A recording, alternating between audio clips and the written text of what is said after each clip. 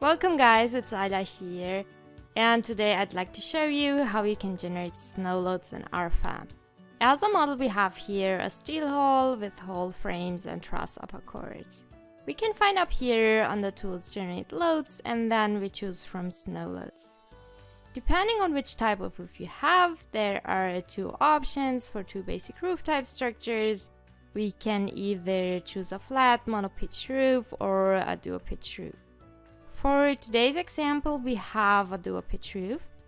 And now with the snow load generator, it's possible to assign the correct snow load according to different standards. For example, the Eurocode, which we are going to use for this example. In the new dialog box, we have then the option to enter all necessary parameters, which are important in terms of determining what the load should be according to the Eurocode. For this, we have, for instance, snow load parameters, or geometry of the roof, and load cases or load types. What's very helpful is that bitmap on the right side. The program suggests here all parameters so that we can find the components that we need in this picture. The first thing that we have to define after choosing the standard is the national annex. For today's example, we will choose the German one, but as you can see, depending which one you need, there are so many other options. Based on the German national annex, we have to define the snow zone. And again, the program has here an additional tool so that we can open a map if we click here, which contains, for today's example, the German snow zones. We will leave the other components as they are set on default. And moving on, we can find on the right side here the option additional snow loads. And if it's necessary, we can determine a drifted snow load, or we have also the option for snow overhang or snow guard.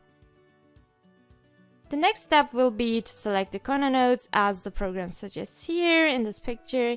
And if we click on this button here, we can simply select the 6 nodes of the roof out of the model.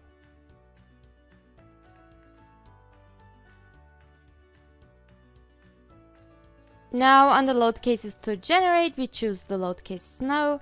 If we have already defined the load cases, if not, there is also the option to create a new load case. As load type, we have member loads, and down here we can remove the influence from either single members by individually clicking them, or we can use this option here so that all members which are parallel to a reference member will be excluded from this load.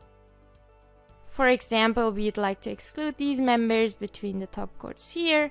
All we need to do is just to select one of them, and the other ones are getting excluded automatically so that they are not considered for the load anymore. Then we click OK and the program will generate the snow loads as they are displayed graphically here on our model. So guys, thank you for watching, and if you like this video, don't forget to like and subscribe.